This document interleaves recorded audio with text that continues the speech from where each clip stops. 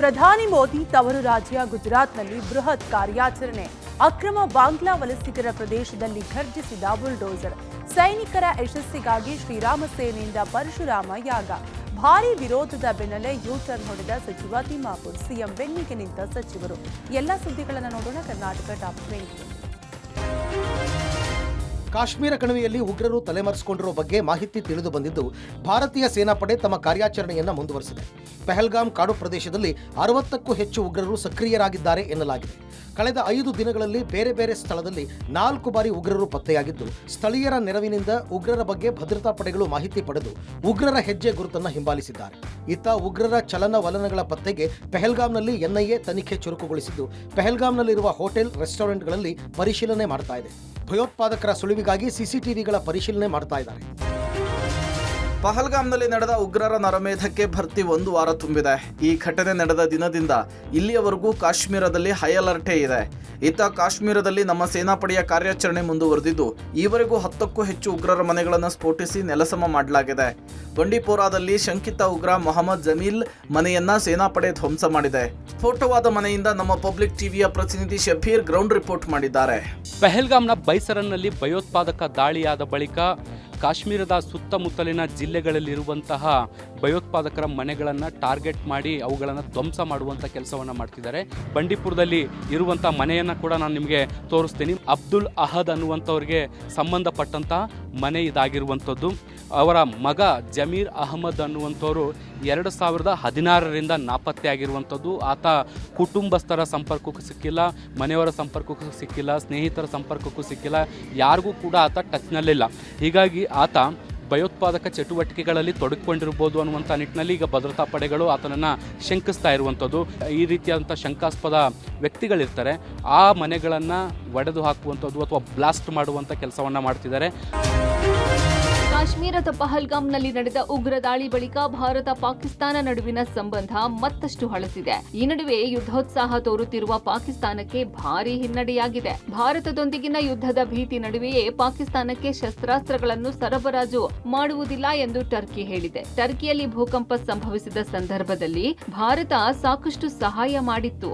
ಆದರೆ ಭಾರತದ ರಕ್ತ ಹರಿಸಲು ಟರ್ಕಿಯು ಪಾಕಿಸ್ತಾನಕ್ಕೆ ಶಸ್ತ್ರಾಸ್ತ್ರಗಳನ್ನು ಕಳುಹಿಸಿದೆ ಎನ್ನುವ ವಿಚಾರ ಎಲ್ಲೆಡೆ ಹರಿದಾಡಿತ್ತು. ಶಸ್ತ್ರಾಸ್ತ್ರಗಳನ್ನು ಹೊತ್ತ ಟರ್ಕಿಶ್ ವಾಯುಪಡೆಯ C-130 ಹರ್ಕ್ಯುಲಸ್ ಮಿಲಿಟರಿ ಸಾರಿಗೆ ವಿಮಾನ ಭಾನುವಾರ ಕರಾಚಿಗೆ ಬಂದಿಳಿದಿತ್ತು ಎನ್ನಲಾಗಿತ್ತು. ಆದರೆ ಈ ಬಗ್ಗೆ ಸ್ಪಷ್ಟನೆ ನೀಡಿರುವ ಟರ್ಕಿ, ನಾನು ಯಾವುದೇ ಶಸ್ತ್ರಾಸ್ತ್ರಗಳನ್ನು ಕಳುಹಿಸಿಲ್ಲ ಎಂದು ಹೇಳಿದೆ. ಟರ್ಕಿಯಿಂದ ಹೊರಟ ಸರಕು ವಿಮಾನ ಇಂಧನ ತುಂಬಲು ಪಾಕಿಸ್ತಾನದಲ್ಲಿ ಇಳಿದಿತ್ತು. ಯಾವುದೇ ಊಹಾಪೋಹಗಳಿಗೂ ಕಿವಿಗೊಡಬೇಡಿ ಎಂದು ಹೇಳಿದೆ.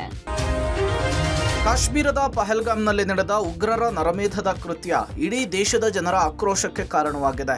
ದೇಶದೆಲ್ಲೆಡೆ ಉಗ್ರರ ವಿರುದ್ಧ ಪ್ರತೀಕಾರ ಯಾವಾಗ ಎಂಬ ಕೂಗು ಕೂಡ ಜೋರಾಗಿದೆ. ಈ ಹೊತ್ತಿನಲ್ಲೇ ಹಿಂದೂಗಳ ನರಮೇಧದ ಪ್ರಕರಣ ರಾಜಕೀಯ ಕೆಸರೆರಚಾಟಕ್ಕೆ ಸುದ್ದಿ ಆಗ್ತಾ ಇರುವುದು ಬೇಸರದ ಸಂಗತಿಯಾಗಿದೆ. ನಮ್ಮ ರಾಜ್ಯದಲ್ಲಿ ಕಾಂಗ್ರೆಸ್ ನಾಯಕರು ದಿನಕ್ಕೊಂದು ವಿವಾದಾತ್ಮಕ ಹೇಳಿಕೆ ಕೊಡ್ತಾ ಬಿಜೆಪಿಗರ ಕೆಂಗಣ್ಣಿಗೆ ಗುರಿಯಾಗ್ತಿದ್ದಾರೆ. ಅತ್ತ ಕಾಂಗ್ರೆಸ್ ತನ್ನ ಎಕ್ಸ್ ಖಾತೆಯಲ್ಲಿ ಗಾಯಾಬ್ ಅಂತ ಹೇಳಿ ಪೋಸ್ಟ್ ಮಾಡಿದೆ. ಪ್ರಧಾನಿ ಮೋದಿಯನ್ನ ಪರೋಕ್ಷವಾಗಿ ಗೇಲಿ ಮಾಡಿದೆ. ಮೋದಿ ಶೈಲಿ ಹೋಲುವ ಬರೀ ಧಿರಿಸಿನ ಭಾವಚಿತ್ರವನ್ನ ಲಗತ್ತಿಸಿ ಗಾಯಾಬ್ ಅಂತ ಹೇಳಿ ಶೀರ್ಷಿಕೆ ಹಾಕಿದೆ. ಜವಾಬ್ದಾರಿಯ ಸಮಯದಲ್ಲಿ ನಾಪತ್ತೆ ಅಂತ ಹೇಳಿ ಶೀರ್ಷಿಕೆ ಹಾಕಿ ಪೋಸ್ಟ್ ಮಾಡಿದೆ. ಇದು ಬಿಜೆಪಿ ನಾಯಕರ ಆಕ್ರೋಶಕ್ಕೆ ಕಾರಣವಾಗಿದೆ. ಕಾಂಗ್ರೆಸ್ ಪಾಕಿಸ್ತಾನದ ಸ್ಲೀಪರ್ ಸೆಲ್ಗಳಂತೆ ವರ್ತಿಸುತ್ತಿದೆ, ಪಾಕ್ನ ಏಜೆಂಟ್ಗಳಂತೆ ಕಾಂಗ್ರೆಸ್ಸಿಗರು ವರ್ತಿಸುತ್ತಿದ್ದಾರೆ ಅಂತ ಹೇಳಿ ತಮ್ಮ ಆಕ್ರೋಶವನ್ನು ಹೊರಹಾಕಿದ್ದಾರೆ.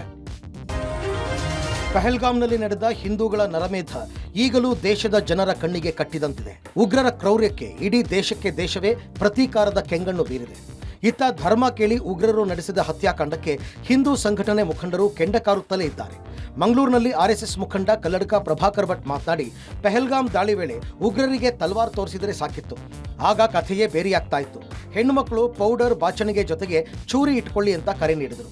ಇತ್ತ ಶ್ರೀರಾಮ ಸೇನೆ ಮುಖ್ಯಸ್ಥ ಮುತಾಲಿಕ್ ಮಾತನಾಡಿ, ಸಿದ್ದರಾಮಯ್ಯ ಸ್ವಲ್ಪ ರೆಸ್ಟ್ ಮಾಡೋಣ ಅಂತ ಜಮೀರ್ UT ಖಾದರ್ ಜೊತೆ ಪಹಲ್ಗಾಮ್ಗೆ ಹೋದರೆ ಸಿದ್ದರಾಮಯ್ಯ ಹೂ ಅಂತ ಇದ್ದಂತೆ 10 ಗುಂಡು ಹಾರಿಸ್ತಾ ಇದ್ರು ಅಂತ ಆಕ್ರೋಶ ವ್ಯಕ್ತಪಡಿಸಿದರು. ಇತ್ತ ಪೇಜಾವರ ಶ್ರೀ ಮಾತನಾಡಿ, ಯುದ್ಧದಿಂದ ನಷ್ಟ ಆಗುತ್ತೆ, ಯಾರು ಕೆಟ್ಟವರಿದ್ದಾರೋ ಅವರನ್ನ ಹುಡುಕಿ ನಾಶ ಮಾಡಬೇಕು ಅಂತ ಸಲಹೆಯನ್ನ ಕೊಟ್ಟಿದ್ದಾರೆ. ಹೆಣ್ಣು ಮಕ್ಕಳಿಗೆ ಒಂದು ವ್ಯಾನಿಟಿ ಬ್ಯಾಗ್, ಒಂದು 6 ಇಂಚಿನ ಚೂರಿ ಇಟ್ಟುಕೊಳ್ಳೋದಕ್ಕೆ ಲೈಸೆನ್ಸ್ ಬೇಡ, ಖಂಡಿತ ಇಟ್ಕೊಂಡು ಒಂದು ಸಲ ಆಕ್ರಮಣ ಮಾಡುವಾಗ ಪೊಡ್ಚಿ ಅಂತ ಹೀಗೆ ಕೈ ಮಾಡಿದರೆ ನೀವು ಹೋದ್ರಿ ಅಂತ ಲೆಕ್ಕ. ಅದರ ಬದಲು ಇದನ್ನು ಹಿಡಿದು ಬಲಂಬೆ ಅಂತ ಒಂದು ಚೂರಿ ತೂರಿಸಿ ಸಾಕು. ಮಾನ್ಯ ಸಿದ್ದರಾಮಯ್ಯನವರಿಗೆ ಸ್ವಲ್ಪ ವಿಶ್ರಾಂತಿ ತಗೊಳ್ಳೋಣ ಅಂತ ಹೇಳಿ ಜಮೀರ್ ಅಹಮದ್ ಅವರನ್ನ, UT ಖಾದರ್ ಅವರನ್ನ ನೀವು ಪಹಲ್ಗಾಂವ್ಗೆ ಏನಾದರೂ ಹೋಗಿದ್ರೆ ಮೈ ಸಿದ್ದರಾಮಯ್ಯ ಹೂ ಕರ್ನಾಟಕಕ್ಕೆ ಮುಖ್ಯಮಂತ್ರಿ ಹೂ ಹತ್ತು ಗುಂಡ ಹಾಕಿ ರಾಪ್ಪನ ಬಿಸಾಕ್ತಿದ್ದೆ. ಹುಡುಗಿ ದುಡ್ಡನ್ನು ಸಂಹಾರ ಮಾಡಿದರು. ಇವತ್ತು ಸರ್ಕಾರ ಅಂತಹದ್ದೇ ಕೆಲಸವನ್ನು ಮಾಡಬೇಕಾಗಿದೆ. ಪೆಹಲ್ಗಾಮ್ ದಾಳಿಯಿಂದ ಕಣ್ಣು ಕೆಂಪಗಾಗಿಸಿಕೊಂಡಿರುವ ಭಾರತ ದೇಶದ ಒಳಗಿರುವ ಪಾಕ್ ಪ್ರಜೆಗಳನ್ನು ಹೊರಹಾಕುವ ಕೆಲಸಕ್ಕೆ ಮುಂದಾಗಿತ್ತು. ಆದರೆ ಪ್ರಧಾನಿ ಮೋದಿ ತವರು ರಾಜ್ಯ ಗುಜರಾತ್ನಲ್ಲಿ ಸರ್ಕಾರ ಒಂದು ಹೆಜ್ಜೆ ಮುಂದೆ ಹೋಗಿ ಅಕ್ರಮ ವಲಸಿಗರ ವಿರುದ್ಧ ಸಮರ ಸಾರಿದೆ. ಗುಜರಾತ್ನಲ್ಲಿ ಕಂಡು ಕೇಳರಿಯದ ಕಾರ್ಯಾಚರಣೆ ನಡೆದಿದೆ. ರಾಜ್ಯದಲ್ಲಿ ನೆಲೆಸಿರುವ ಅಕ್ರಮ ಬಾಂಗ್ಲಾ ವಲಸಿಗರ ಮನೆಗಳನ್ನು ತೆರವು ಮಾಡಿದೆ. ಅಕ್ರಮ ಬಾಂಗ್ಲಾ ವಲಸಿಗರ ವಸತಿ ಪ್ರದೇಶದ ಮೇಲೆ ಮುಲಾಜಿಲ್ಲದೆ ಜೆಸಿಬಿ ನುಗ್ಗಿಸಿದ ಸರ್ಕಾರ ಭರ್ಜರಿ ಕಾರ್ಯಾಚರಣೆ ನಡೆಸಿದೆ. ಅಹಮದಾಬಾದ್ನ ಚಂಡೋಲಾ ಪ್ರದೇಶದಲ್ಲಿ 3,000ಕ್ಕೂ ಹೆಚ್ಚು ಪೊಲೀಸರ ನೇತೃತ್ವದಲ್ಲಿ 74 ಬುಲ್ಡೋಸರ್, 200 ಟ್ರಕ್, 1,800 ಕಾರ್ಮಿಕರಿಂದ ಕಾರ್ಯಾಚರಣೆ ಮಾಡಲಾಗ್ತಾ ಇದೆ.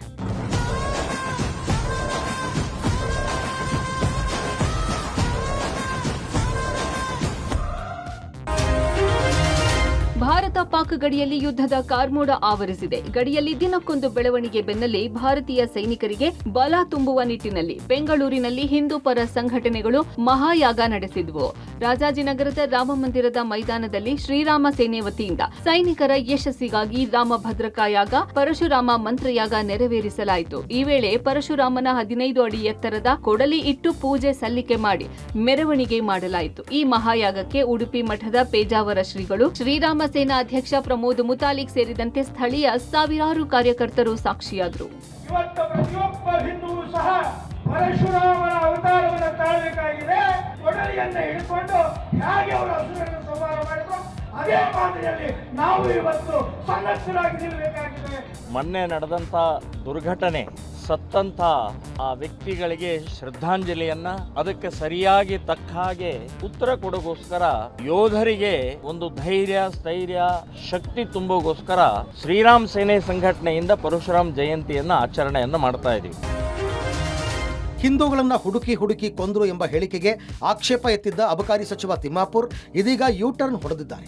ನಿನ್ನೆ ಬಾಗಲಕೋಟೆಯಲ್ಲಿ ಮಾತನಾಡುವಾಗ ಹಿಂದೂ ಧರ್ಮದವರನ್ನಷ್ಟೇ ಹುಡುಕಿ ಕೊಂದ್ರು ಅಂದ್ರೆ ನ್ಯಾಯ ಅಂತಾರ ಅಂತ ಪ್ರಶ್ನೆ ಮಾಡಿ ವಿಪಕ್ಷಗಳು ಹಾಗೂ ರಾಜ್ಯದ ಜನರ ಕೆಂಗಣ್ಣಿಗೆ ಗುರಿಯಾಗಿದ್ದರು. ತಿಮ್ಮಾಪುರ್ ಹೇಳಿಕೆಗೆ ತೀವ್ರ ಖಂಡನೆ ವ್ಯಕ್ತವಾಗುತ್ತಲೇ ಇದೀಗ ಉಲ್ಟಾ ಹೊಡೆದಿದ್ದಾರೆ. ನಾನು ಖಡಾಖಂಡಿತವಾಗಿ ಹಾಗೆ ಮಾಡಿಲ್ಲ ಅಂತ ಹೇಳೇ ಇಲ್ಲ. ನಾನು ನೋಡಿದ ಟಿವಿ ಚಾನೆಲ್ಗಳಲ್ಲಿ ಅದು ಬಂದಿರಲಿಲ್ಲ. ಹಾಗಾಗಿ ನಾನು ಸಂಶಯ ವ್ಯಕ್ತಪಡಿಸಿದ್ದೇನೆ ವಿನಃ ಹಿಂದೂಗಳನ್ನು ನೋಡಿ ಮಾಡಿಲ್ಲ ಅಂತ ನಾನು ಹೇಳೇ ಇಲ್ಲ ಅಂತ ಸಚಿವ ತಿಮ್ಮಾಪುರ್ ಯೂ-ಟರ್ನ್ ಹೊಡೆದಿದ್ದಾರೆ. ನಾನು ನನ್ನ ನೋಡಿದಂಥ ಟಿವಿ ಚಾನೆಲ್ಗಳಲ್ಲಿ ಅದು ಬಂದಿರಲಿಲ್ಲ ಇರೋದ್ರಿಂದ ನಾನು ಸಂಶಯ ವ್ಯಕ್ತಪಡಿಸಿದ್ದೇನೆ ವಿನ ಅವರು ಮಾಡಿಲ್ಲ ತಿಳಿದ ಹಿಂದೂಗಳು ನೋಡಿ ಮಾತಾಡಿಲ್ಲ ತಿಳಿದಂದು ನಾನು ಹೇಳಿಲ್ಲ ಅಂತ. ಪಾಕ್ ವಿರುದ್ಧ ಯುದ್ಧದ ಅವಶ್ಯಕತೆ ಇಲ್ಲ ಎಂಬ ಸಿದ್ದರಾಮಯ್ಯ ಹೇಳಿಕೆಯನ್ನ ಕೈ ಸಚಿವರು ಸಮರ್ಥಿಸಿಕೊಂಡಿದ್ದಾರೆ. ಕೂಡಲ ಸಂಗಮದಲ್ಲಿ ಮಾತನಾಡಿದ ಸಚಿವ ಶಿವರಾಜ್ ತಂಗಡಗಿ ಪೆಹಲ್ಗಾಮ್ನಲ್ಲಿ ಆ ಘಟನೆ ಆಗೋದಕ್ಕೆ ಕೇಂದ್ರದ ಬಿಜೆಪಿ ಸರ್ಕಾರವೇ ಕಾರಣ ಅಂತ ಹರಿಹಾಯ್ದಿದ್ದಾರೆ. ಸಿಎಂ ಸದ್ಯಕ್ಕೆ ಯುದ್ಧದ ಅವಶ್ಯಕತೆ ಇಲ್ಲ ಅಂತ ಹೇಳಿದ್ದಾರೆ. ದೇಶಭಕ್ತಿ ಬಗ್ಗೆ, ಯುದ್ಧ ಮಾಡೋದರ ಬಗ್ಗೆ ಬಿಜೆಪಿಗರನ್ನ ಕೇಳುವ ಅವಶ್ಯಕತೆ ನಮಗಿಲ್ಲ ಅಂತ ಹೇಳಿದರು. ಈತ ಸಚಿವ ಎಂಬಿ ಪಾಟೀಲ್ ಮಾತನಾಡಿ ಸಿಎಂ ಯುದ್ಧ ಸೊಲ್ಯೂಷನ್ ಅಲ್ಲ ಎಂದಿದ್ದಾರೆ. ಅವರ ಬಳಿ ನ್ಯೂಕ್ಲಿಯರ್ ಇದೆ, ಎಲ್ಲರನ್ನ ವಿಶ್ವಾಸಕ್ಕೆ ತೆಗೆದುಕೊಂಡು ಯುದ್ಧ ಮಾಡಲಿ ಅಂತ ಹೇಳಿದ್ದಾರೆ ಅಂತ ತಿಳಿಸಿದರು. ಇನ್ನು ಪಾಕಿಸ್ತಾನದ ವಿರುದ್ಧ ಯುದ್ಧ ನಡೆಸಿ ತಕ್ಕ ಪಾಠ ಕಲಿಸಲೇಬೇಕು. ಅದನ್ನೆಲ್ಲ ಬಿಟ್ಟು ಸಿಎಂ ಸಿದ್ದರಾಮಯ್ಯ ಯುದ್ಧ ಬೇಡ, ಶಾಂತಿ ಬೇಕು ಅಂತಾರೆ. ಜವಾಬ್ದಾರಿಯುತ ಸ್ಥಾನದಲ್ಲಿ ಇರುವವರು ಇಂತಹ ಮಾತನಾಡೋದು ಶೋಭೆ ಅಲ್ಲ ಅಂತ ಮಾಜಿ ಸಚಿವ ಸೊಗಡು ಶಿವಣ್ಣ ಕೆಡ್ಡಕಾರದರು. ಯುದ್ಧ ಮಾಡೋದು ಬೇಡಲ್ಲ, ಈ ಸದ್ಯ ಯುದ್ಧದ ಅವಶ್ಯಕತೆ ಇಲ್ಲ ಅಂತ ಹೇಳಿದ್ರು. ಏನ್ ಬಿಹಾರದಾಗ ಚುನಾವಣೆಗೆ ಹೋಗಿ ಇವ್ರು ಪ್ರಚಾರ ಮಾಡ್ತಾ ನಾಚಿಕೆ ಆಗಲ್ಲ ಇವ್ರಿಗೆ? ಇಲ್ಲಿ ಯಾಕೆ ಸರ್ವಪಕ್ಷ ಸಭೆ ಕರಿಬೇಕು? ಇದು ದೇಶಭಕ್ತಿನಾ? ಆದ್ರೆ ಅದನ್ನು ಸಹ ಎರಡು ಕಡೆ ಹಾನಿ ಆಗ್ತದೆ. ದೇಶದ ಯುದ್ಧ ಸೊಲ್ಯೂಷನ್ ಅಲ್ಲ ಅಂತ ಉದ್ದೇಶದಿಂದ ಅವರು ಒಂದು ರೀತಿಯಿಂದ ಹೇಳಿದ್ದಾರೆ. ಯಾಕಂದ್ರೆ ಅವರು ಒಂದು ನ್ಯೂಕ್ಲಿಯರ್ ಸ್ಟೇಟ್ ಇದ್ದಾರೆ, ಅವ್ರ ಹತ್ರ ನ್ಯೂಕ್ಲಿಯರ್ ಇದೆ.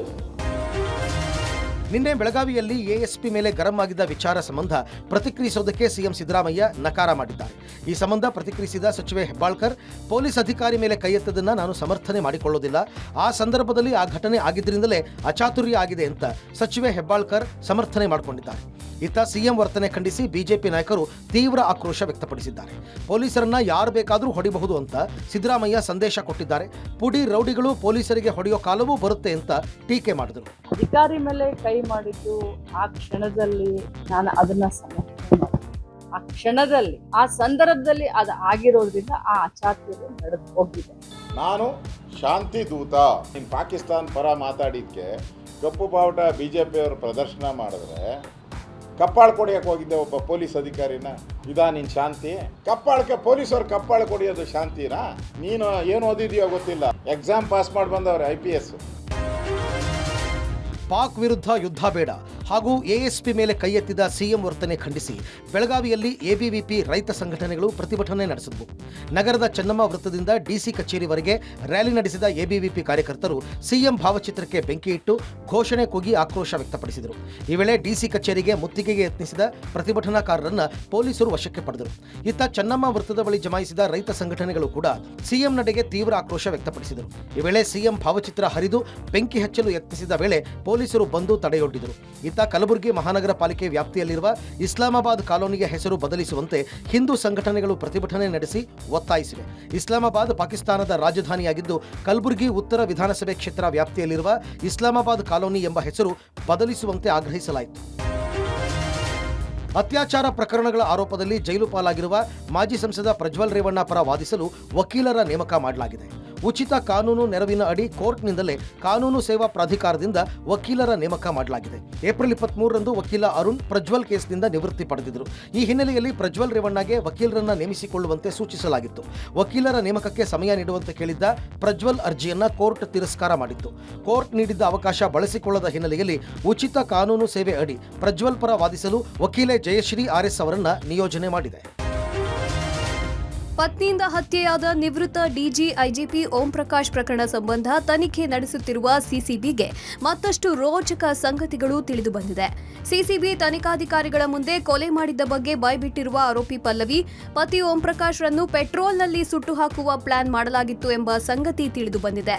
ಮಗಳಿಗೆ ಸರಿಯಾಗಿ ಆಸ್ತಿ ಕೊಟ್ಟಿಲ್ಲ ಅನ್ನೋ ಕೋಪಕ್ಕೆ ಕೊಲೆ ಮಾಡಿರೋದಾಗಿ ಹೇಳಿಕೆ ಓಂ ಪ್ರಕಾಶ್ ಪತ್ನಿ A1 ಆರೋಪಿ ಪಲ್ಲವಿ ಪೆಟ್ರೋಲ್ ಹಾಕಿ ಸುಡೋ ಪ್ಲಾನ್ ಮಾಡಿದ್ದಾಗಿ ಸಿಸಿಬಿ ಎದುರು ಹೇಳಿದ್ದಾರೆ ಎನ್ನಲಾಗಿದೆ. ಊಟ ಮಾಡ್ತಿದ್ದ ವೇಳೆ ಮೊದಲು ಬಾಟಲ್ನಿಂದ ಓಂ ಪ್ರಕಾಶ್ ಕುತ್ತಿಗೆಗೆ ಹೊಡೆದಿದ್ದಾರೆ. ಈ ವೇಳೆ ಗಂಭೀರ ಗಾಯವಾಗಿ ಓಂ ಪ್ರಕಾಶ್ ಕೆಳಗಡೆ ಬಿದ್ದಾಗ ಮುಖಕ್ಕೆ ಖಾರದ ಪುಡಿ ಎರಚಿ ಕಿರುಚಬಾರದು ಅಂತ ಮುಖಕ್ಕೆ ಬೆಡ್ಶೀಟ್ ಕಟ್ಟಿ ನಂತರ ಚಾಕು ಇರಿದು ಕೊಲೆ ಮಾಡಿರೋದಾಗಿ ಸಿಸಿಬಿ ಎದುರು ಪಲ್ಲವಿ ಬಾಯ್ಬಿಟ್ಟಿದ್ದಾಳೆ. ಇನ್ನು ಪೊಲೀಸರು ಡೋರ್ ಮುರಿಯೋವರೆಗೂ ಕೊಲೆ ವಿಚಾರ ಮಗಳು ಕೃತಿಗೆ ಗೊತ್ತಿರಲಿಲ್ಲ. ಆಕೆ ನಿರಪರಾಧಿ ಅಂತ ಹೇಳಿದ್ದಾರೆ ಎನ್ನಲಾಗಿದೆ. ಸದ್ಯ ವಿಚಾರಣೆ ಮುಂದುವರೆಸಿರುವ ಸಿಸಿಬಿ ಪೊಲೀಸರು ಕೃತಿಗೂ ವಿಚಾರಣೆಗೆ ಹಾಜರಾಗುವಂತೆ ನೋಟಿಸ್ ನೀಡಿದ್ದಾರೆ.